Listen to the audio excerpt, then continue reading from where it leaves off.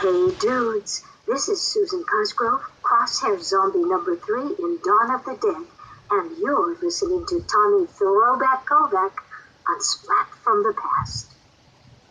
Hey dudes, welcome to Splat from the Past, the only 80s themed horror and sci-fi show where things can get totally radical.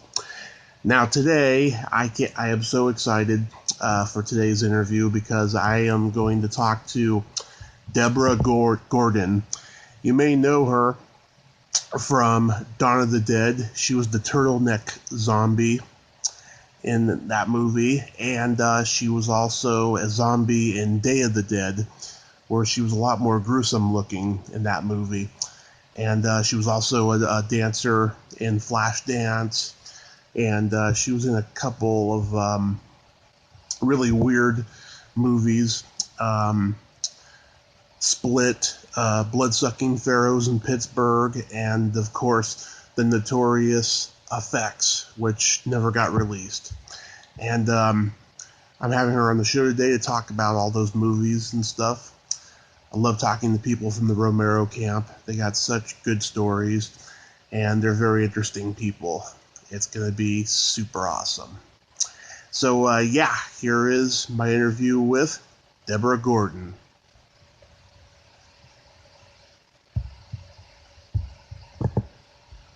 How are you? I am great. How are you? I'm okay. I didn't have to worry about doing my hair, so that's good, right? Oh, yeah. A lot of people are very happy that they don't have to dress up or get their hair done to do my show. I did put some makeup on. That's just in case. I don't want to be caught without my face on, you know? Yeah. It's been a while. I'm sure you look beautiful. It's a little wild. I'm letting my hair get wild. And being the zombie girl. Yeah. Oh, this is such a great honor. Thank you for taking the time today. Well, you're welcome. It's, like you said, something to go back and think about, all those good days. And I think you have the title of your show, Blast from the Past, you know? Splat, but yes, close to blast. Well, what is it? I'm sorry. It's okay. So, going back in time, did you gravitate toward acting early on in your childhood? Well, yes. I mean, from the age of, before I was 5 years old, I was taking dance class, and my mother was kind of an actress herself, and she used to, whenever they needed a little girl, you know, drag me along, and I remember doing some things, and I kept saying, Mom, I don't know my lines. She says, oh, it doesn't matter, you just follow me, you know. Yeah. So I just where I grew up, my sister was theatrical, my mother was theatrical, and there were kids on the block that liked to play. We all played with dolls, of course, but we also expanded our screenwriting skills by creating these scenarios for our dolls, and then we decided to do some shows on my front porch and charge admission, and people came. Wow. And then we started doing concessions that became quite popular. We would actually, you know, practice these little skits that we were going to do, and so that was the beginnings. And of course, I studied with dance teachers, and when I had opportunities in high school and even before to do shows, I was always, auditioning for those things and doing school shows. And I actually choreographed my high school musical, and really didn't know what I was doing, but it came out pretty good. Wow. And it kind of made me want to be like a director, so to speak. But the acting thing was always, I thought I was a good actor, but I also like to tell other people what to do. So, but basically musical theater was my entree into acting. And then in terms of making movies and films, that happened, I think when I was out of college. Mm-hmm. And I started making films. I think one of the first films, other than commercials, which I found to be a good opportunity to make some money. And in those days, commercials and industrials, and immediately, got signed up to join the union. I didn't even know what these jobs were, but they were all union jobs. So very early on, I had to join the union. I feel bad for people now who cost so much to join the unions, and it's not really good for their careers sometimes because there's not, as much work as a beginner actor, Mm-hmm. But film work I did, I was lucky to be in Pittsburg at the time, when a lot of film people were gathering to gather their energies and the synergies. Yeah. And I made what I would say my first major film. Well, first film was Effects, which was Dusty Nelson was the director, John Harrison was the writer. Right. And it was a great collaboration. They had all worked with George Romero. So it created a very special type of feeling with the cast and crew. We all lived together in this house, and that was the beginning of my introduction to the film, community in Pittsburgh. Yeah. That's a long answer, isn't it? But basically, I started out as a dancer, like a little girl, doing, ballet and stuff. Right. And proceeded on to taking advantage of all the, high school and choral club and drama club and being around people that, had theatrical background. Yeah. Wow. So you've always been a self-made maverick then.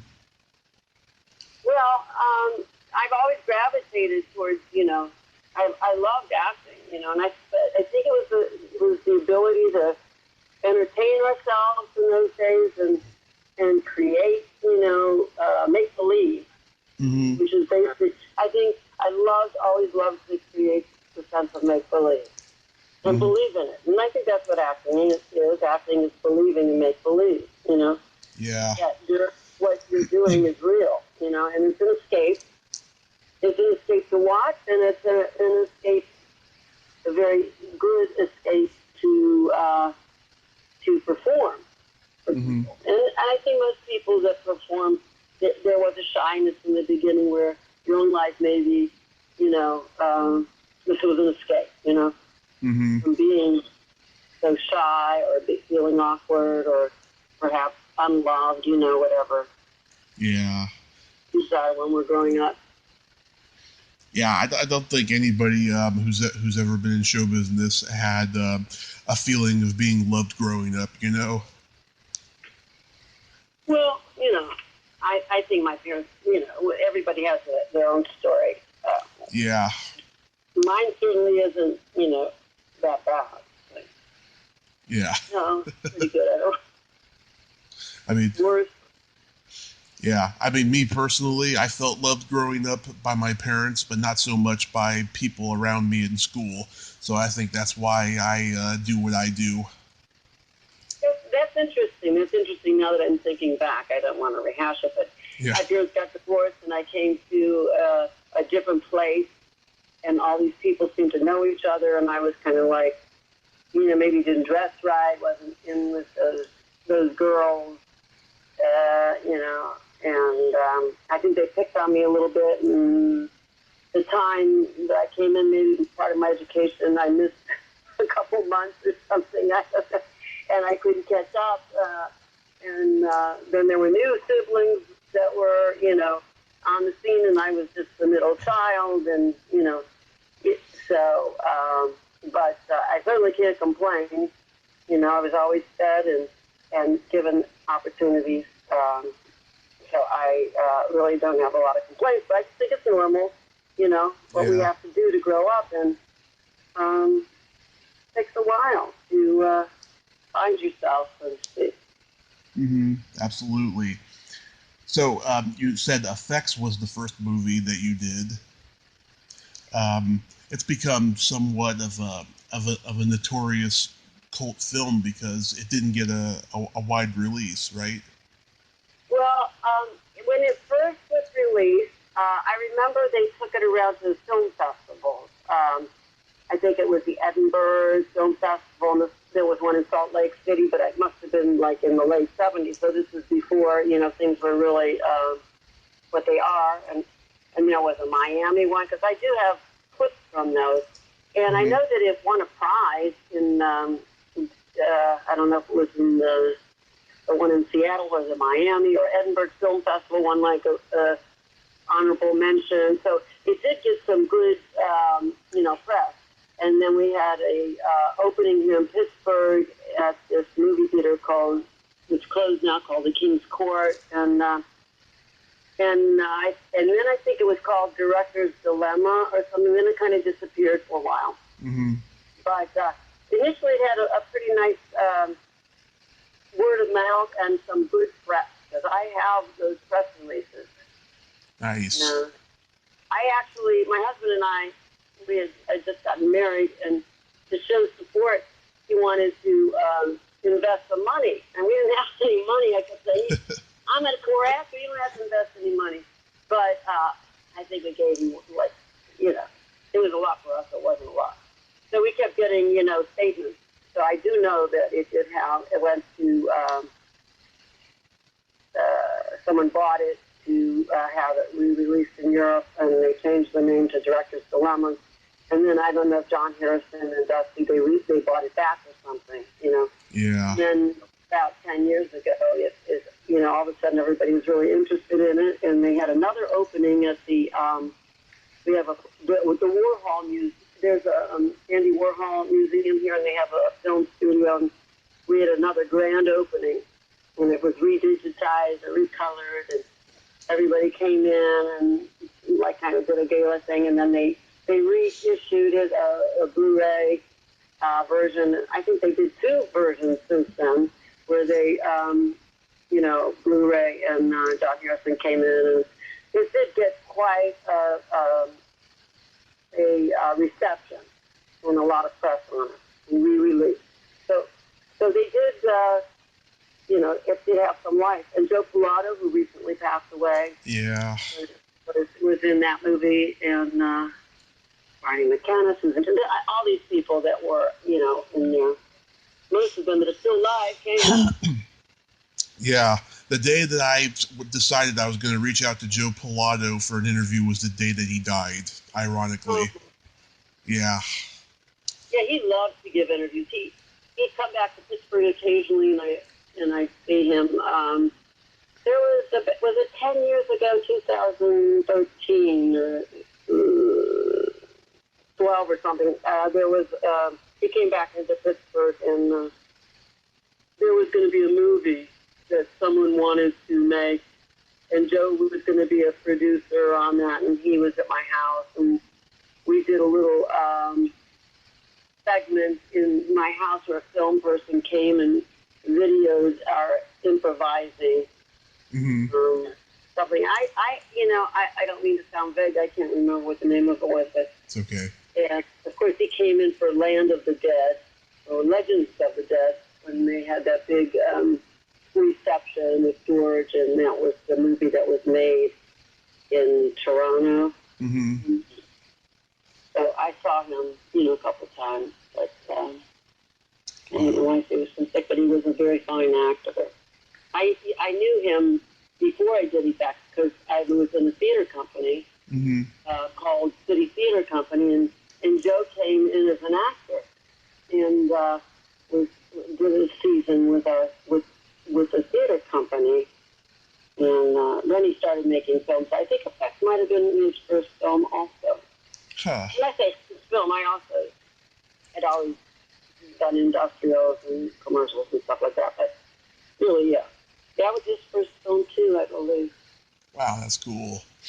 So, Yeah, so how does Dawn of the Dead come into your life? Dawn of the Dead, I forgot. That was even before that.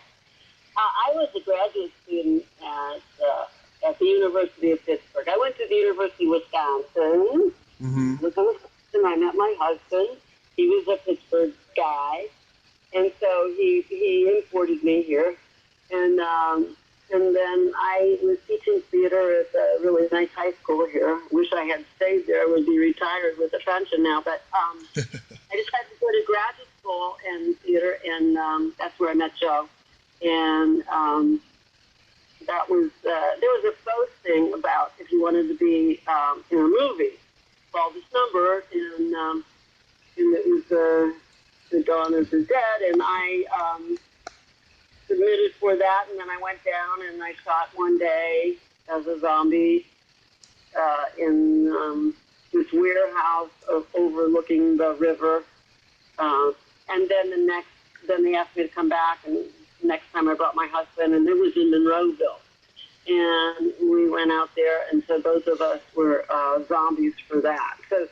So I think that we were the oldest living zombie couple. We're the oldest living zombie couple still together. Yeah. Because, I just got married then. And, there's another zombie couple that I see when we do the shows. Mm-hmm. But I think, unfortunately, I may be older. But, and so my husband has a mustache. He still has a mustache. So he's pretty distinctive as an extra in that. Yeah. And so that's how I met Clayton and the nurse, Christine, Sharon and Clayton. And, yeah. So I did meet George Romero at that time, but really I met George later after I was with Dusty and John Harrison, and I was in New York, and they were casting for something, and I was asked to come down to meet Christine Forrest. Yeah. Mm-hmm. Who was George's wife, too, and they were doing that movie. Martin? No, it was the one with the jousting. Season of the Witch? No, the one with the real jousting where they're... The Crazies? No, I'm sorry. I'll think of it in a minute. Anyway, I wasn't in it. Barbet, what's her name? Barbet, oh my God. But anyway, Night Riders. Oh, Night Riders, that's later, yeah. Yeah, so at any rate, I was not cast in that, but then because there were no female roles left at that time, so then they remembered me for Day of the Dead, and Christine says, I'm sorry to offer you a part that has no dialogue, but we'd like you to be in Day of the Dead as the lead female zombie. And I said, oh, that's great, a couple weeks of work, and didn't realize at the time the significance of creating the prototype of the female zombie, first capture zombies as we're starting to progress and transform a little into being more active and more alert, Mm-hmm. But that's how I met Christine and George, was auditioning for Night Riders. Adrienne Barbeau was in Night Riders, I think. So there was a movie, and they wanted me to be a stand-in, but I was too tall. Creep show. But anyways, they were always very kind to me, and then I did another movie. And Tom Savini was also in Effect, and so was John Harrison was in it, and so that whole crew, kind of introduced me to them. And then they asked me to do another movie, which was called Monkey Shines. Yes. So I did a day on that as an ER nurse. And but the Day of the Dead was, I believe, in 1985. Now, yes. Yeah, I had 2 movie openings on the same day. I think it was this movie that I made called Modern Day Houdini, which is now called The Escapist. Uh-huh. Opened on the same day. No, that was the same day as Flashdance. I did the movie Flashdance. Yep. that was before Day of the Dead. So I was doing quite a bit of films in the early to mid 80s, throughout the 80s actually. Right. And I got a couple here that I'm going to ask you about. Yeah. Okay. But I was curious first, though, since we're on Dawn of the Dead, though. Were you a fan of Night of the Living Dead? Oh, yeah. I love that movie. I took a film class at the University of Wisconsin, and the first day I went to my film classes, they showed us a movie. Mm-hmm. And it was a black and white movie, shot at low budget, and it was Night of the Living Dead. Well, little did I know that I would end up in Pittsburg. But I do remember that even at that time, it still was regarded as a very avant-garde example of what can be done on a low budget, that genre, black and white. And they, were using it for film studies. And I knew it was an impressive movie, but until I came to Pittsburgh and met George and everything, I didn't know the significance of it, Mm-hmm. But, while you're doing it, at the time that you're doing it, the significance becomes obvious later. But while you're doing it, you realize it's going to be an archival type thing that's going to spawn a whole, study. Yeah. How long were you there for on Dawn? On Dawn, I think, well, the first time I went there, like when you go, it was probably a 12-hour thing. I remember going in one day, and when you left, it was the next day. But in Dawn of the Dead, we did at least 2 full days there, so about 4 days. Nice. Yeah, that excuse me. I met Tom. Tom Savini was, the makeup person also on that movie Effect, and he did my prosthetic. Prosthetic. Yeah. So I knew he was a master of that. And then I had special things made for Day of the Dead from my mouth and my nose. But in Effect, they did all body parts like legs and stuff.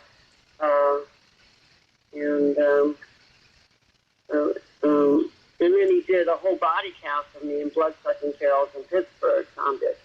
But I did more, in Day of the Dead than Dawn of the Dead. My fans reminded me at Day of the Dead festival that we were doing that I was in Dawn of the Dead. And my husband was there, and they said, "Oh, yes." And then they had noticed my husband, was in it too. So, and what I'm saying is the significance of Dawn of the Dead didn't sink in until recently. Right. Because my fans recognized me.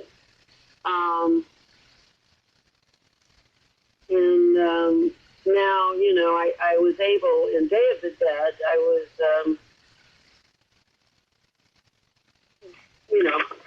more prominent, and Greg Nicotero was my intern, so I was in pretty good hands.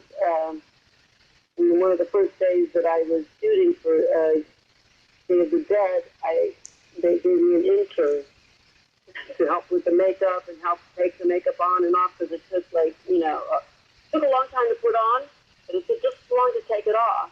Mm-hmm. And Greg Nicotero was in charge of me. I was in good company. He was, his first job, he kept asking me if he should continue. Or should I go to school? I want to be a doctor. Do you think I should be a doctor? You think I should, do this? And I said, well, Greg, what do you like doing? He says, I like to do this. I said, well, then I think you should do this. Mm-hmm. You'll be good. But, so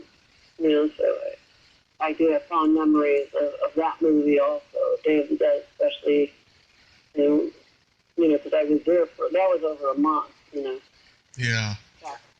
But the Dawn of the Dead, I know you're focusing on that, was, I was just a featured extra, but the fact that I got to go with my husband made it more fun, Mm-hmm. Then you got to share the experience and kind of see it, that make believe. But the zombies that we were in Dawn of the Dead weren't highly developed in terms of the way they moved or the makeup. You know, it was kind of like the way people make movies, you know, home movies now, just kind of slapping on some makeup and, you know, stringy hair and ratty clothes and kind of walk with their hands out, you know. But it wasn't, you know, as developed as David did. Then it became a more theatrical, more, you know. I remember George asking me how zombies move, you know. How do you want? And I said, well, do you want me to show you how I'm like? He said, yeah, show me. And so I did, and he goes, that's it. I said, that's it. I said, okay. What was I doing to create that zombie was really based on a discipline that I had learned in my graduate theater class. There was a Polish director, Jerzy Grotowski. Mm-hmm. He had a physical style of acting that was based on these exercises that you would do, and they were animals. Basically, the tiger was one of them. And you basically use your body to physicalize, articulate every part of your body, your hands, your arms. It would start in your toes and go up your back and into your shoulders and down your arms and into your neck, and then your whole torso would move, and then it would move the other way, and then you would lash out, and then eventually a sound would come out. Yeah. The sound came out afterwards, not before. You didn't impose the sound. And that was the root of, you know, the guttural sounds that the zombies make. It comes from the inside out, and basically it's hunger. Mm-hmm. You know, that aggression towards, you know, everything is to eat, but it's not from the gut. Yeah. So that's it. I don't know if zombies nowadays go into that much detail, but now zombies move really fast. We didn't move fast, but we used our whole body, the limbs and everything to you know, move forward and to grasp and to show that hunger. Yeah. And that turtleneck you wear in Dawn, it's very 70s. Oh, the red turtle. I was looking for all the stuff from those days because we had flannel shirts and I can't find them. But boy, wouldn't it be great? I'm sure my kids will throw it out in the garbage. When we close up this house someday, I was looking through things. I do have my mouthpiece that Tom Savini made for me for Day of the Dead, like the, you know, thing I put in my mouth for my teeth, the prosthetic. Mm-hmm. And, that was difficult to wear because, you know, you couldn't talk, and you couldn't eat, so you had to take it in and out on location when in between takes. And, of course, it was a pretty dirty thing to put back in your mouth all the time. But, and then, so people didn't really talk to me. It wasn't real social. You know how people are social? Yeah. Backstage, so to speak, on the green room. But because I looked so ugly, and I had this thing in my mouth, I couldn't, make conversation, and, so, you keep forgetting what you look like, and then all of a sudden you look in the mirror and you think, oh, I used to be pretty, and now I'm scary, Mm-hmm. So I always have that story.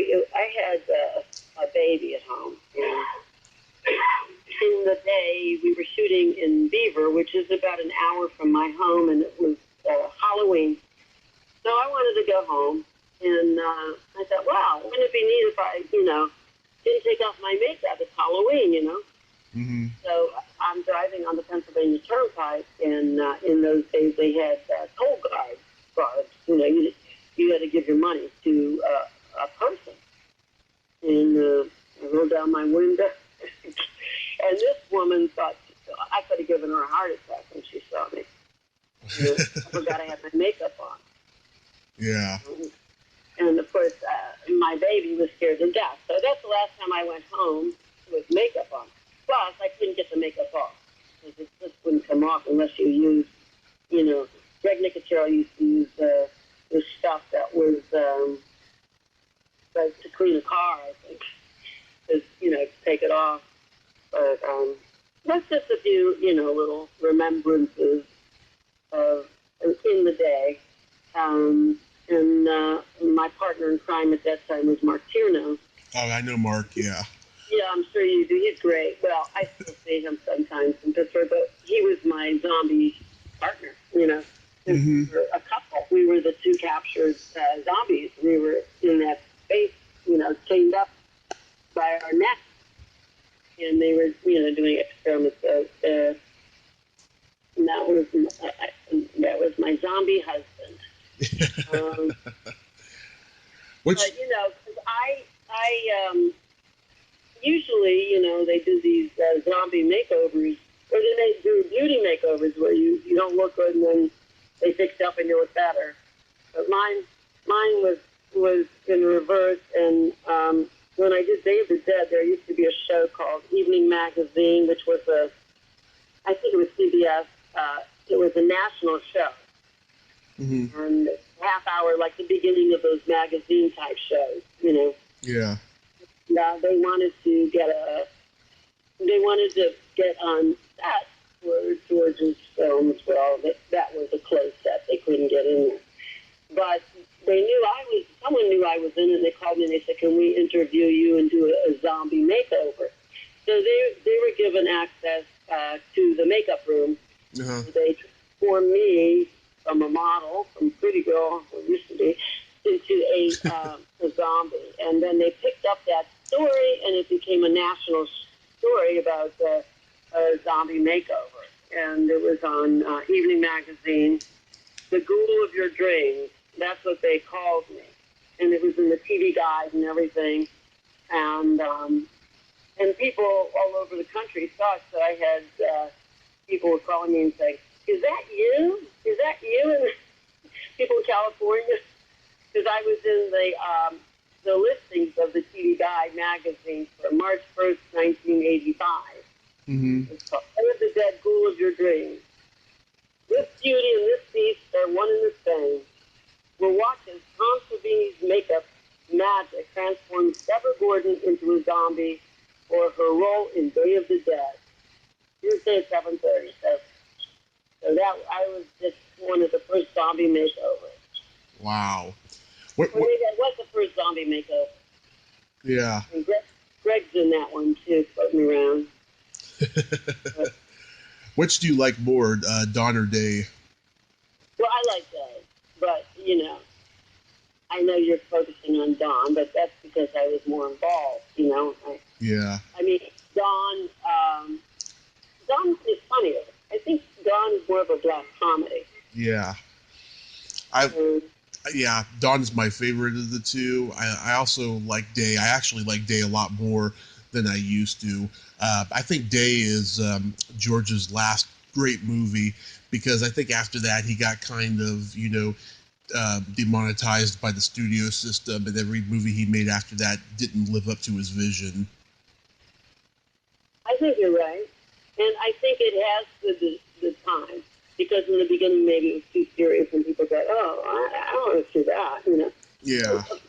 It's too dark, too apocalyptic to do, And but it's actually, when you think about what's happening in today's world, it was ahead of its time. I mean, I hope that things don't, people take things seriously like that, but Yeah. It was ahead of its time. Both movies got me through a dark period in my life after my grandmother had passed. I was watching them all the time, and every time I hear that music at the end of Day of the Dead, it brings me back to that period. It was dark, all right. I don't know. I think it depends on the audience now they have, where they used to have these parties in Evans City, and once a year, and then they would show these movies, and I'd always be a guest, so we're showing Days of Death, can you come?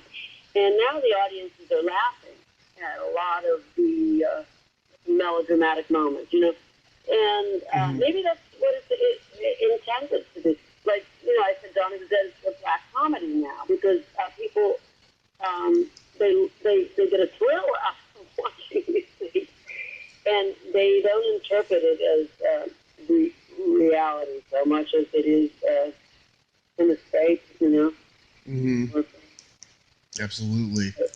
I like to use the word black comedy because it's funny, sad, or funny, scary, Yeah, absolutely. So how did you get cast in Flashdance? Okay, so that's a good story. They're all good stories when they come out with. Okay, so I'm an actress around town, and there's an agent.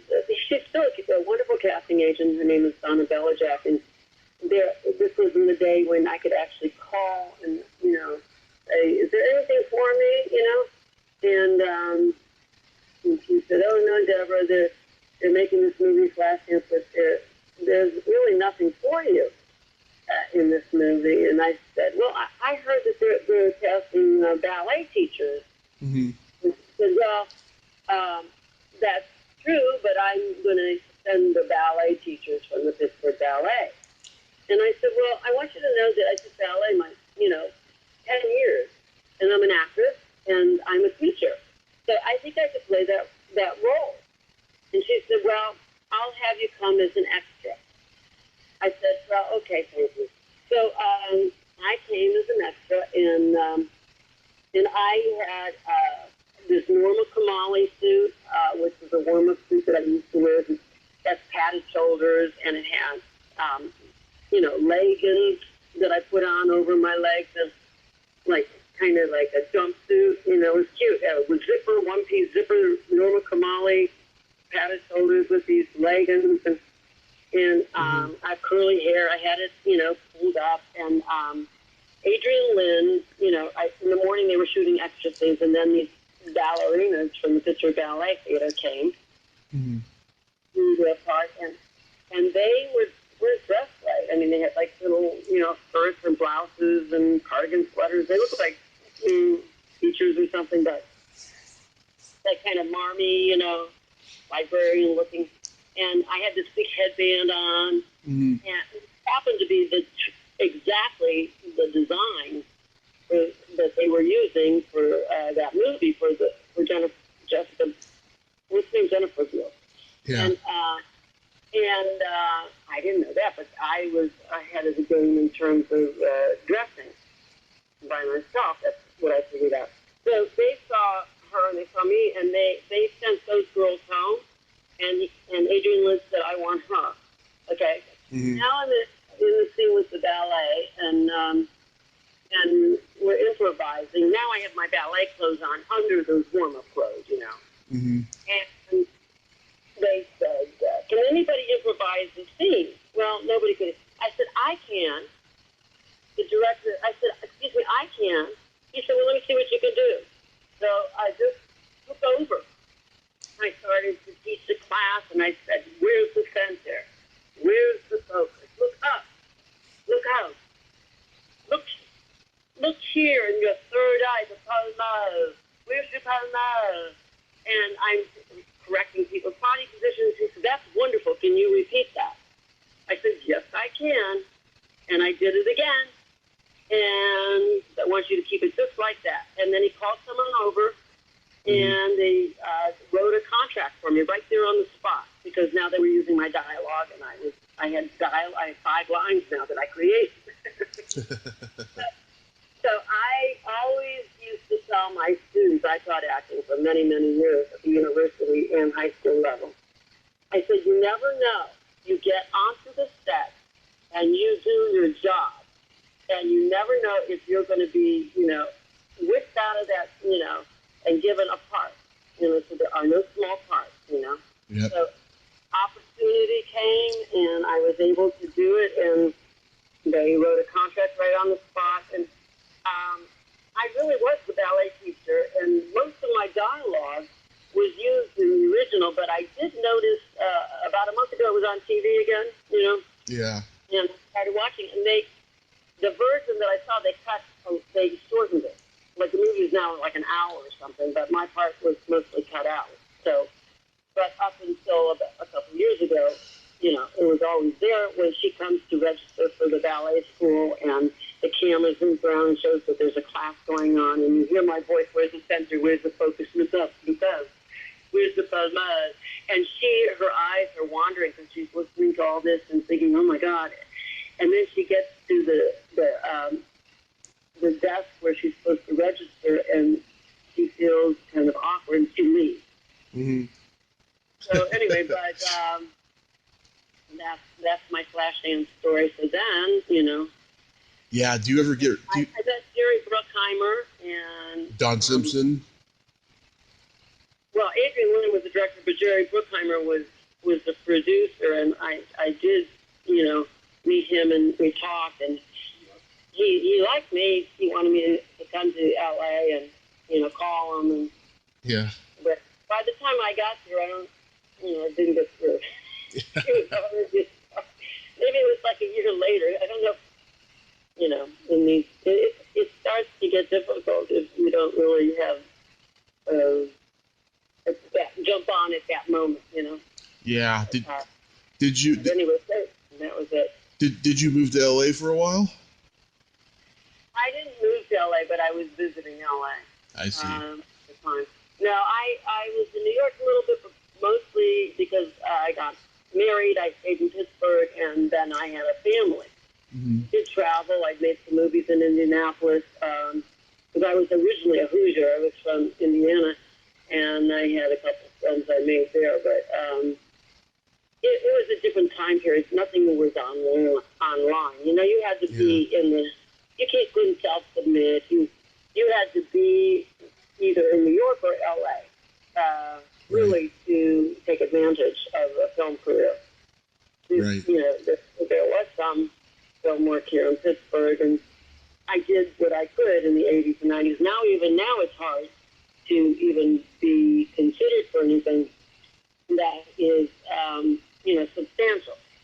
So, but I still try. I did some student films recently where I got to play really wonderful big roles, and we have a wonderful cinema school here at Point Park, and a lot of great energy and time and money is spent on these short films that they do. And some of them go on to win awards and everything. And I made a movie recently that was made in nearby called Youngstown, Ohio, called Tunnel Vision. And there was a man named Christos, who's a film personality, and he produced that film, and I played a judge in that, and played a FBI agent in Phantom Wolf, which was made in Pittsburgh, and got to play opposite Brian Dennehy. Wow. We just lost him.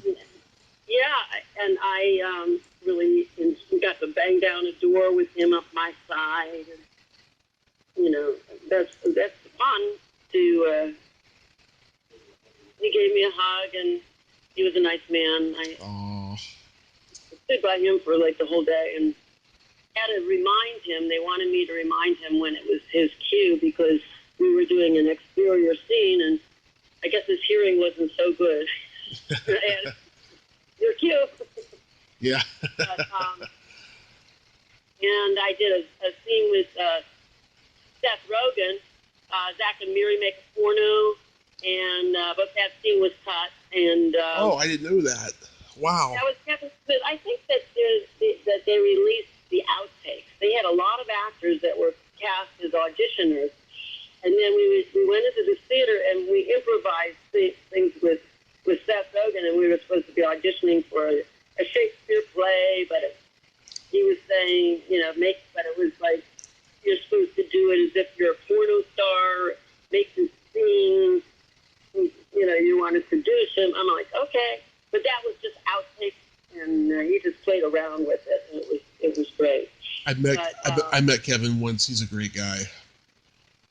I thought it was very experimental, but when I saw the movie, everything wasn't cut. But then I heard that he cut a version where there were outtakes, but I haven't seen that. And then another movie I made called Bloodsucking Pharaohs in Pittsburg. Yep, I love that movie. I'm kind of famous. I was Mavis the Wet Hooker. Yes.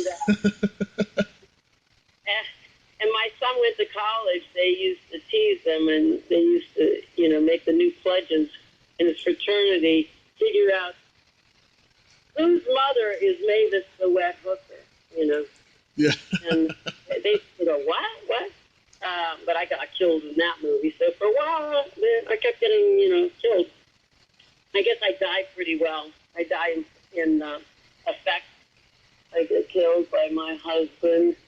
The movie it was a slasher film, a movie within the movie, where you're shooting a film, but you're actually staging someone's murder and they're filming it.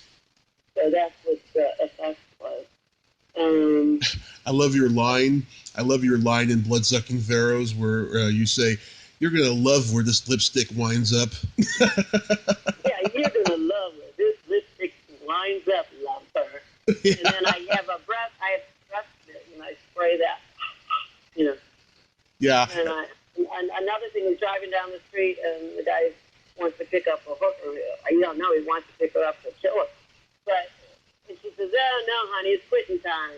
And he flashes his money, and she says, "That's a lot of hot cereal." And she takes it from the car. Yeah. You have a lot of fun, in these kind of horror films. But I'm taking classes right now, represent myself, and learning how to self-tape. I took a self-tape class, One-Line Wonders, with a casting agent in Miami called Lori Wyman, where you have one line. And you spend all this time, just building a beginning, a middle, and an end. And then I'm taking another class right now with this school in Cleveland called Boyd School of Acting. And so he sends us scripts, and then we have to learn to self-tape. My husband is being recruited, and I'm experimenting with my lighting and a blue screen, and then everything gets pulled apart in class, But nobody knows I was a horror film star. Everybody's kind of in the same boat. There's beginners in there. But it's hard. I mean, they tear your stuff apart, You think, oh, wait, I never had to do that before, I just showed up, or I interviewed, I auditioned, in person. I didn't have to do a filmmaker. I didn't have to worry about the lighting and the shadows and the sound and my reader being too loud. And how could you, you want to make an impression, make strong choices. Well, what if it isn't the right choice? How could you snap your finger? He's your boss, Well, I don't know. It just came over me, I just want to be spontaneous, and take risks and chances and make it come alive. Otherwise it's kind of boring when people just do nothing. I don't like that. But that's kind of what the trend now. They like you to do nothing and, throw the lines away. So I can do that too. We can all do that. Yeah. I think when it's, but I'm not saying you're going to be a horror film star. That's a different style of acting, I guess. But, the soap opera acting where you don't do anything. Mm-hmm. Because your character's not important, because you're playing very small role. Yeah, This movie wants you to stand out, Mm-hmm. Last night on YouTube, I saw this weird little film that you had a small part in called Split. I don't even know that one. Tell me about it. I know that I did. I mean, I see it on my IMDb, and I'm like, I don't remember. Tell me about it. It's this weird, Truman Show type of movie where this guy is an experiment, and they're watching him, interact with people, and then he goes to this this diner, and you and this other girl are sitting there talking, and and he's bothering you too. Mm-hmm. Yeah, it was a weird movie. It was unwatchable. I couldn't get through the whole thing, but I saw that. This was like in the first like 10 minutes or so that I saw, and then after that I just couldn't finish it. It was a weird experimental film. I don't mean to sound flippant, but I see it's 1989, and I don't even remember it. But I don't remember it. Maybe it was a different name at the time. Yeah. I think it had different names. There's a lot of people who don't remember certain movies that they did, so don't feel bad. Well, I know that I still had children at home, so I was not like in that weird time of my life where I wouldn't remember things. But must have been not that important. I don't even remember who the director was. Chris Shaw. Now I remember. Yeah, but in addition to acting, I mean, you've done all these different other jobs too, right? I mean, you sell real estate. Oh yes, I can. I've been selling real estate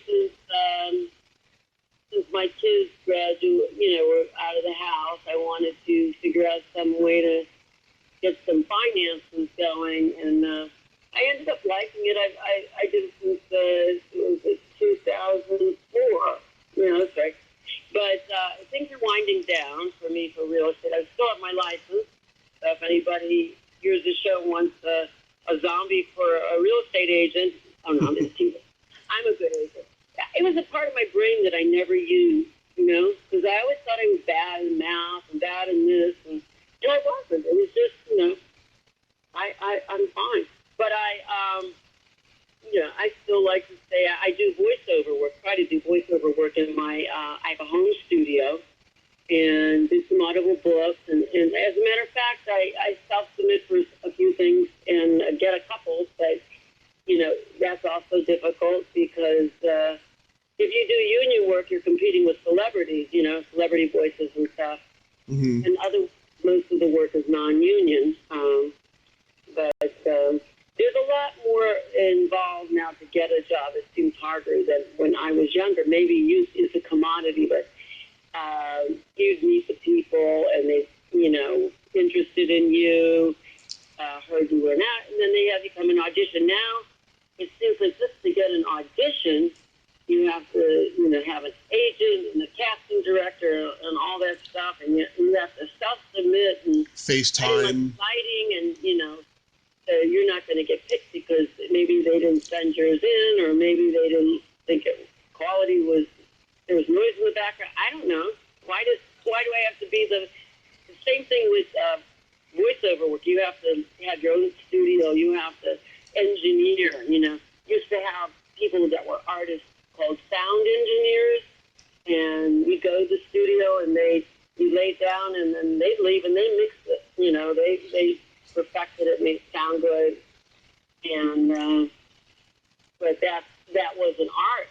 And now everybody has their own studios, and they have to buy the programs and Source Connect and make everything. So you're not just a talent. It used to be you could just be the talent. Now you have to be the talent and the producer, and you have to do social media. And they'll say how many followers do you have, Instagram followers do you have. Yeah, it's ridiculous. I can't even figure out Instagram. I'm sorry. I have 3 different. It was okay for a while, but then my real estate company wanted me to have my own Instagram account for, showing property. So now it's all muddied up. Because now I have clients. Why are you sending me this? And then I have people that say, why are you sending me properties? Yeah. So But I would love to do a podcast like what you're doing, or be a host. Oh, yeah. That's like people. My agent, I have an agent in Florida, and they keep telling me, you'd be great, being a host, doing podcasts. And I would be if I knew how to do all that. If I had the time, I would love to do that. But I think what you're doing is great, and I think you're archiving, things for posterity, and I think it's important. Oh, yeah. pass. I mean, this has been the greatest thing that's happened to me following my car accident 5 years ago. It's just been so profound. All the people that I've gotten in touch with that I grew up watching, and I get to talk to them, and then whenever I'm in town, get to spend time with them. It's been very profound in my life, I have to say. And how did you get involved? I mean, Day of the Dead, they made movies. Lee Carr made that book, Day of the Dead. Now, there's probably a book on Dawn of the Dead. How many books are there on Dawn of the Dead? I have no idea. I don't read books anymore. But writing is tough, yeah. Yeah, but I was curious. What was your reaction when you found out that George had passed, and how did you find out? Oh, okay. How did I find out? Well, I'm in Pittsburg, so Right. The last time I saw him, there was a big gala event downtown. I think it was Pittsburg filmmakers, and Greg Nicotero was in town, and Tom Savini, of course, that George was being honored. And they were raising money for, I think, filmmakers. Wasn't that it, Chuck? Yeah, my husband. And we went down there, and they had food, and they had, celebrity signings, and you could pay more and have the VIP, treatment. Right.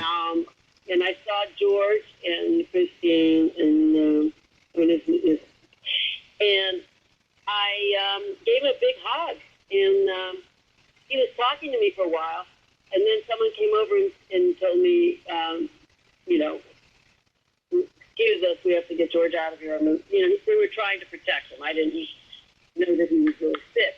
And then someone came up to me afterwards and said, they're trying to protect George because there's so many people here right now, and he hasn't been well. And then I heard about a month after that he died. So I guess at first they at any rate, he didn't look bad. I mean, he didn't look unhealthy or anything, but they were protecting him. Yeah, I cried for days. Yeah, I cried for days. I was supposed to meet him at this convention a couple of months later that ironically got canceled because of the California fires, and I was looking forward to him because I had always wanted to meet him and stuff. He rarely ever came to California, and it's a great loss to horror.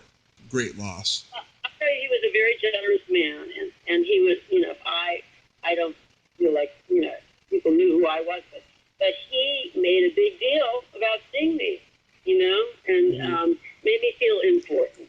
When you're sitting there and you feel awkward, but then he turns it around, he makes you feel like you're the only person in the room, Yeah. He told me, he said, you created the zombie. He said, she created the zombie. And I had really come there to see Greg, and he gave me a big hug too. So it was a fun night. I didn't know he was dying at the time. I just thought he had maybe bronchitis or something. It was like, under the weather.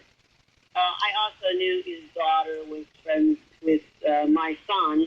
They went to the same school. So, Christine lived in Shady Side, his first wife, And then, so he was always on my radar, but, and was always receptive to, seeing me and talking to me if we were at an event. But I think, he died suddenly, and it was a big loss because he was not that old, really. I never think of him. He was a tall man, and he had nice posture, and so he kind of always had a smile, and just didn't get to live into his golden year of city. So, but he died, before that. So he died relatively, but not left a big impression on people. Yeah, I mean, that's what most of everyone told me, you know. I mean, when I talked to Christine, she told me that he went through a long period where he was unhappy and bitter about his movies not coming out the way that he wanted them to, you know. And I think she has a lot of regret about the way that their marriage was handled during that time and stuff. But yeah, I mean, he impacted a lot of people's lives. Yeah, he was approachable. Nowadays, they're not like that. They don't talk to, day players and maybe they can. People are people, Yeah. And the more important somebody is, sometimes they're great. They're just, they became great because they are great people. And they're generous. There's people under them usually that are kind of, keeping people away and losing their own importance up, So they're not really that important, but they have to be important and they have to make you feel, small. So, to make them feel bigger. But the people at the top, they're up there because they're generous and that's what I found. Every time I met somebody who was a genius, they were generous, they were nice, they weren't, didn't have bad attitudes, they weren't, trying to make you feel small. They were large enough people in their life that they could be generous to everyone, Mm-hmm. And that's what I like. That's what I like. Very well said, Deborah. Very well said. Well, thank you for coming on the show today and sharing all your memories from working on these great movies. Well, thank you for having me. I look forward to hearing it, how it comes out and what you're going to do in the future. So stay connected to me and keep me posted, okay? Oh, absolutely. Really Absolutely. You're a great lady, and I love associating with great ladies. And you have yourself a great day over there, and stay safe during this crazy time. Yes, happy Memorial Day. Happy Memorial Day. All right. Okay. Bye-bye. Bye-bye. Well, there you have it. Debra